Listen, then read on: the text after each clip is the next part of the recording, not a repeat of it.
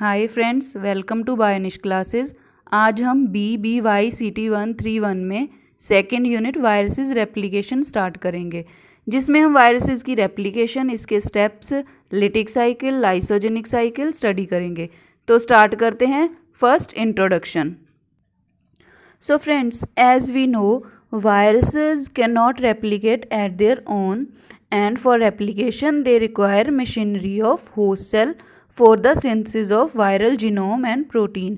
जैसा कि हम जानते हैं कि वायरस जो है वो अपने आप से जो है वो मल्टीप्लाई नहीं कर सकता, उसको रेप्लिकेशन के लिए उसको होस्ट सेल की जो है मशीनरी की ज़रूरत पड़ती है, जिसके लिए वो क्या करता है, सिंथेसिस ऑफ वायरल जीनोम और प्रोटीन्स और वायरल जीनोम की सिंथेसिस के लिए उसको जो होस्ट सेल की मशीनरी है उसकी ज़रूरत पड़ती है। As virus can not replicate outside the host cell, it has to first enter the host cell and then replicate. क्या है कि वायरस जो है वो होस्ट सेल के बाहर रेप्लिकेट नहीं कर सकता, जिसके लिए उसको होस्ट सेल में पहले एंटर होना पड़ता है, फिर वो रेप्लिकेशन करता है। Viral replication results in many progenies. Replication के रिजल्ट्स में क्या है कि हमारे पास बहुत सारी जो प्रोजेनीज है वो डेवलप होती है। When these progenies leave the host cell, they repeat the cycle and infect other cells and spread infection। क्या होता है, जब ये प्रोजेनीज रेप्लिकेशन के बाद जो नए वायरसेस प्रोजेनीज जो बनती है वो ये साइकिल जो है वो बार बार रिपीट होता है, और जिसके साथ क्या होता है, जो इन्फेक्शन है वो स्प्रेड होता है। न्यूक्लिक एसिड जो कि जैसे DNA और RNA that possesses genes needed for the synthesis of new viruses. क्या है, नए वायरसेस की सिंथेसिस के लिए हमें जो न्यूक्लिक एसिड्स है वो जीन्स प्रोवाइड करते हैं। These genes carry information and helps in the formation of new viruses. Structural components such as capsid proteins and few enzymes required for the life cycle. क्या है, दीज जीन्स, ये जो jeans है वो information carry करते हैं, जिसके साथ क्या होता है, जो हमारे पास नए जो वायरसेस की स्ट्रक्चरल कंपोनेंट्स जो है जैसे कि कैप्सिड प्रोटीन्स है और कुछ एंजाइम्स जो है वो फॉर्म होते हैं। The key to control viral infection lies in our understanding of details of the viral replication cycle. क्या है, अगर वायरस के स्प्रेड को हमें रोकना है, इन्फेक्शन को रोकने के लिए, उसको कंट्रोल करने के लिए हमें जो है इसकी रेप्लिकेशन को समझना ज़रूरी है। We will discuss the replication of DNA and RNA viruses through lysogenic and lytic cycle. तो इसके लिए हम जो है लाइसोजेनिक और लिटिक साइकिल जो है वो स्टडी करते हैं। रेप्लिकेशन, इसका जनरल अकाउंट हम स्टडी करते हैं। One of the most unique events in the nature is the process of replication of virus. क्या है, वायरस का रेप्लिकेशन जो है वो एक सबसे जो है इम्पॉर्टेंट जो एक इवेंट है नेचर में। इसके लिए रेप्लिकेशन को स्टडी करने के लिए हमारे पास दो एक्सपेरिमेंट्स है, जिसमें first is Ellis and Delbruck experiment and second is Hershey and Chase experiment. तो स्टार्ट करते हैं। First, Ellis and Delbruck experiment. In 1939 Ellis and Max Delbruck demonstrated virus replication. क्या है, 1939 में एलिस और मैक्स डेलबर्ग ने रेप्लिकेशन का प्रोसेस जो है वो डेमोन्स्ट्रेट किया था। It is referred as single burst और वन स्टेप ग्रोथ कर्व। उसने इसमें इस स्टेप में उसने एक ग्रोथ कर्व दी थी, जिसको हम सिंगल बर्स्ट और वन स्टेप ग्रोथ कर्व भी बोलते हैं। To study replication, Ellis and Delbruck added a bacteriophages to a culture of rapidly growing bacteria. तो इस रेप्लिकेशन को स्टडी करने के लिए एलिस और डेलबर्ग ने क्या किया कि एक जो बैक्टीरियाज का ग्रोइंग कल्चर था उसमें बैक्टीरियोफेज जो है वो उसका कल्चर ऐड कर दिया। उसका कल्चर ग्रो करने के लिए उसमें बैक्टीरियोफेजेस जो है वो ऐड कर दिए। After a few minutes the mixed culture of bacteria and viruses was diluted so that interaction between phage and bacteria become minimum. क्या हुआ कि कुछ मिनट्स के बाद उन्होंने क्या किया, जो कल्चर था जिसमें वायरस और बैक्टीरिया दोनों जो है लाई कर रहे हैं उसको डाइल्यूट कर दिया, ताकि जो फेज जो हमने बैक्टीरियोफेज ऐड किया और जो बैक्टीरिया है उनकी जो आपस में इंटरेक्शन है वो मिनिमम हो जाए। Samples of mixed culture were taken at the different intervals and plated on the lawn of bacteria. क्या है, जो सैम्पल्स है वायरस का जो सैंपल है वो उसके कल्चर में जो है मिक्स कर दिया और उसको जो है वो थोड़ी थोड़ी इंटरवल के बाद जो है वो उसको स्टडी किया। After incubation small craters, plaque और hole observed on the lawn of bacteria. तो क्या था, जो बैक्टीरिया का जो कल्चर ग्रो किया हुआ था तो उस पर क्या हुआ, थोड़े टाइम के बाद उसने देखा कि उस पर एक होल लाइक स्ट्रक्चर जो है वो ऑब्जर्व होनी स्टार्ट होगी, जिसको हम प्लेक भी बोलते हैं। During first hour plaque count was relatively constant but then it increased 100 folds within a few minutes. क्या हुआ, पहले जो फर्स्ट आवर में क्या हुआ, जो प्ले काउंट थी, जो होल्स की काउंट थी वो कांस्टेंट थी, वो बिल्कुल ही कम और स्लोली जो है वो इंक्रीज हो रही थी। But then it increased 100 folds within a few minutes. पर एक टाइम पे क्या हुआ कि कुछ ही मिनट्स में जो वो काउंट था, फोल्ड्स का काउंट था, वो एकदम से 100 टाइम्स जो है वो इंक्रीज कर गया।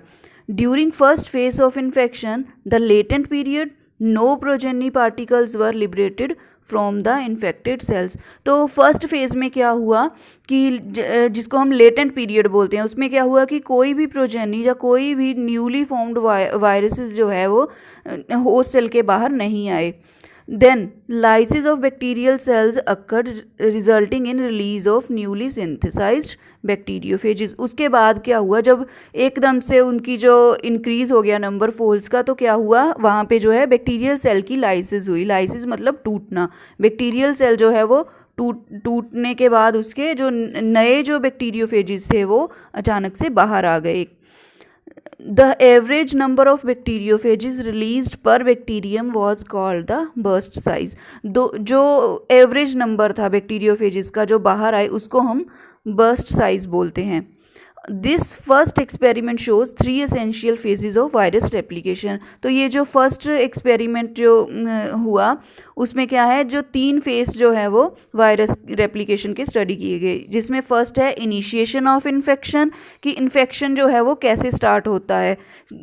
Second is replication and expression of virus, क्या है कि वायरस जो है कैसे एंटर, फर्स्ट था इनिशिएशन की कैसे स्टार्ट हुआ, कैसे एंटर हुआ, और कैसे सेकंड इज़ वो कैसे रेप्लिकेट कर रहा है।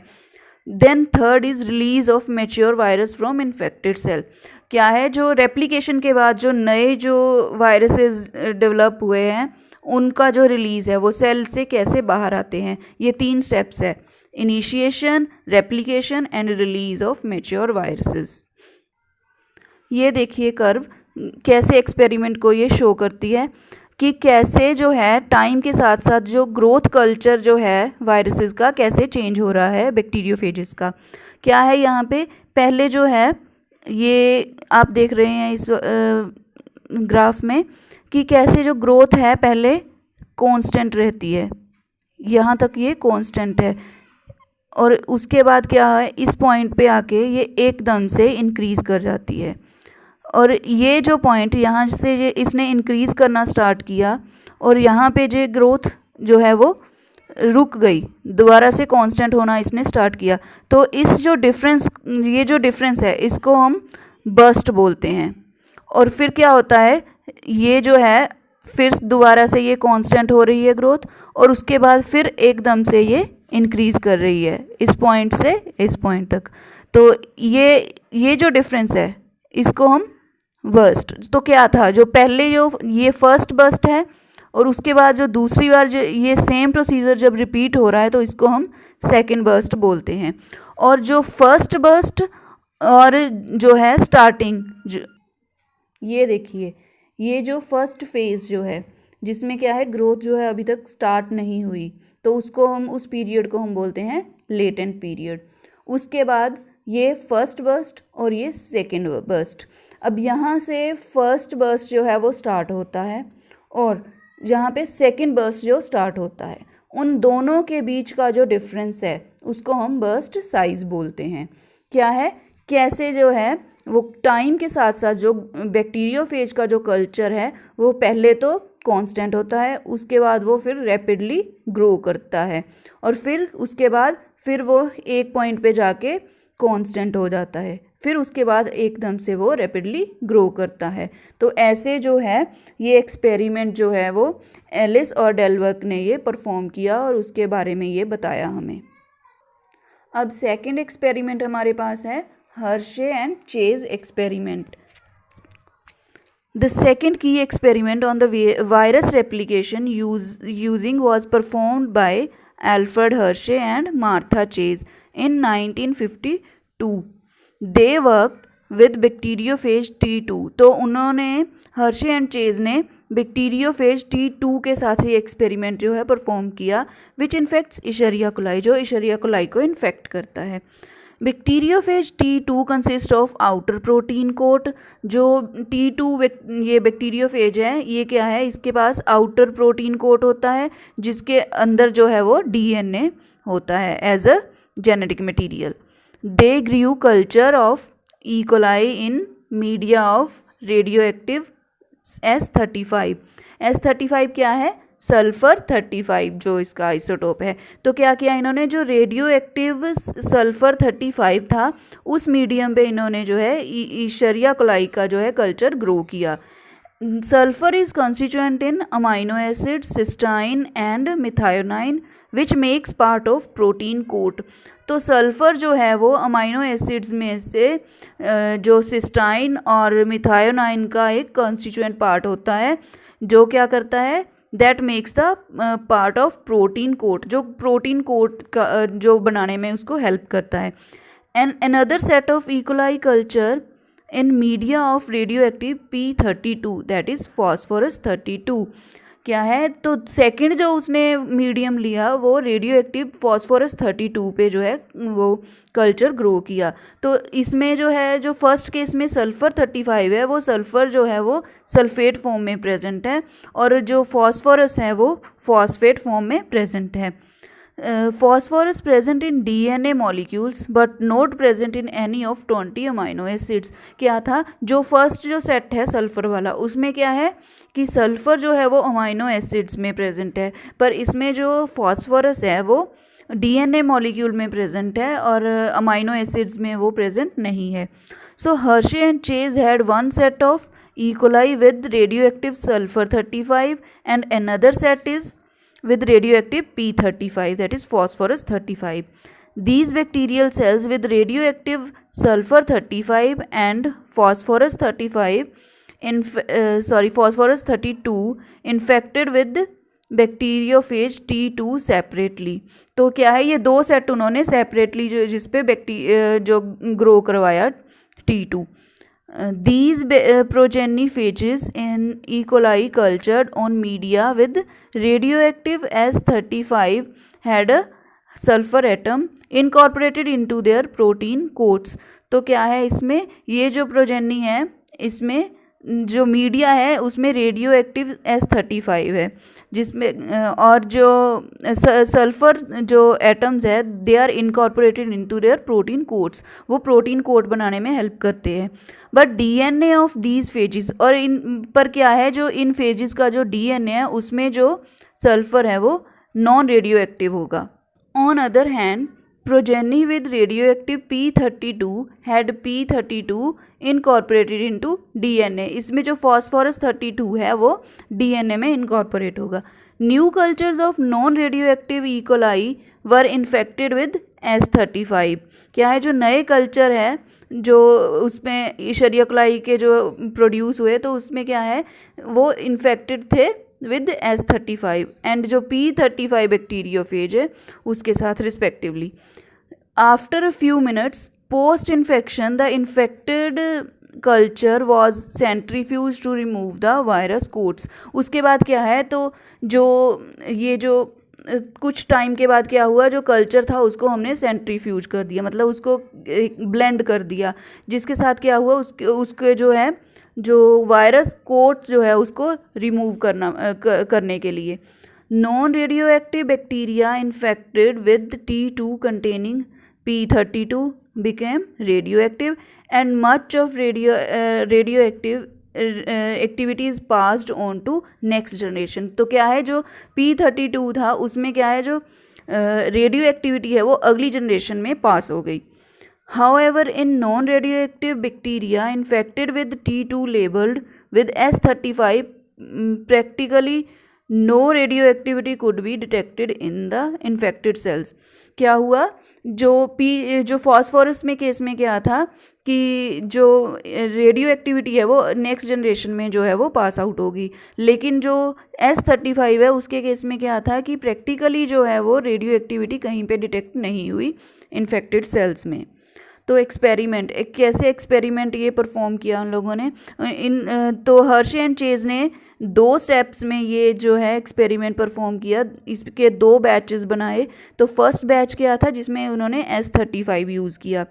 The phase were grown with radio active S35 which was incorporated into phase protein, जो फेज प्रोटीन में जो है इनकॉर्पोरेटेड होता है।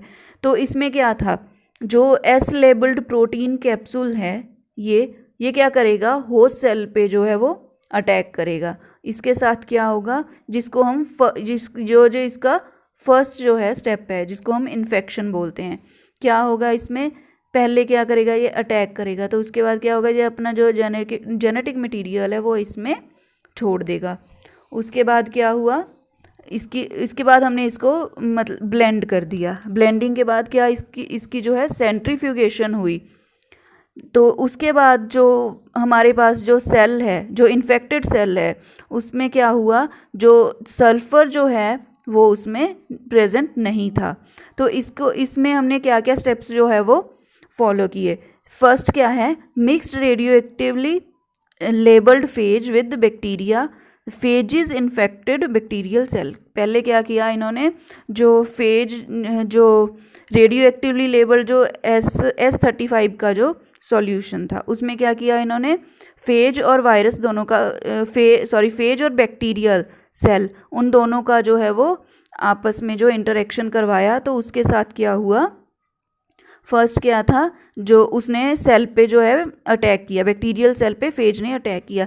Then agitated in blender to separate phage outside the bacteria from bacterial cell. तो उसके बाद क्या हो, उसको ब्लेंडर में एजिटेट किया, जिसकी वजह से उनको जो है फेज को बैक्टीरिया से सेपरेट कर लिया from the bacterial cell. Third is centrifuge the mixture so that bacteria formed a pellet at the bottom of the test tube. फिर क्या हुआ, उसको सेंट्रीफ्यूज जब किया तो क्या हुआ, बैक्टीरिया फॉर्म्ड अ पैलेट। तो सॉल्यूशन में टेस्ट ट्यूब के नीचे वाली साइड में जो है वो एक पैलेट फॉर्म हो गया। उसके बाद क्या है, measure the radio activity in the pellet. तो उस पैलेट पे हम लोगों ने रेडियो एक्टिविटी को जो है मेजर किया। अब है बैच 2। तो सेकंड बैच में भी सेम प्रोसीजर है जो है वो फॉलो किया गया। तो उसमें क्या हुआ, जो पहले उसी तरह पहले mixed radio actively labelled phage with bacteria, उसी में क्या है, जो पहले जो बैक्टीरिया है उसने सेल पे अटैक किया, तो उसका जो जीनोम है DNA वो अंदर चला गया। उसके बाद ब्लेंडिंग, देन सेंट्रीफ्यूगेशन हुई। उसके बाद क्या हुआ कि सेंट्रीफ्यूगेशन के बाद जो है वो phosphorus in cell after centrifugation, क्या है कि सेंट्रीफ्यूगेशन के बाद जो फॉस्फोरस है वो उसमें देखी गई। जो फर्स्ट बैच था उसमें क्या था कि after centrifugation there was no sulphur present नहीं था सेंट्रीफ्यूगेशन के बाद। लेकिन सेकेंड बैच में क्या है, सेंट्रीफ्यूगेशन के बाद जो है वो फॉस्फोरस जो है उसमें पाया गया। इन 2 एक्सपेरिमेंट से तो हर्शे और चेज ने और एलिस और डेलब्रक ने क्या जो है कंक्लूड किया। From these experiments they concluded the DNA component of the T2 was injected into bacterial cell. जो DNA component था T2 बैक्टीरियोफेज का, तो उसको क्या किया गया, वो इंजेक्ट किया गया बैक्टीरियल सेल में, वाइल द प्रोटीन कंपोनेंट, और जो प्रोटीन कंपोनेंट था उसको बाहर ही रखा गया। And that DNA was the genetic material of T2 bacteriophage. और ये जो DNA है वो क्या है, as a genetic material act करेगा। तो आज हमने वायरस रेप्लिकेशन में इंट्रोडक्शन और इसके एक्सपेरिमेंट्स, एलिस एंड एल्ब्रक एक्सपेरिमेंट और दूसरा हर्शे एंड चेज एक्सपेरिमेंट को डिस्कस किया। अगली वीडियो में हम इस चैप्टर को कंटिन्यू करते हुए रेप्लिकेशन के स्टेप्स डिस्कस करेंगे। अगर आपने अभी तक मेरे चैनल को सब्सक्राइब नहीं किया तो प्लीज़ सब्सक्राइब करें और वीडियो को लाइक एंड शेयर करें और किसी भी तरह की इन्फॉर्मेशन के लिए कमेंट्स करें। Thank you.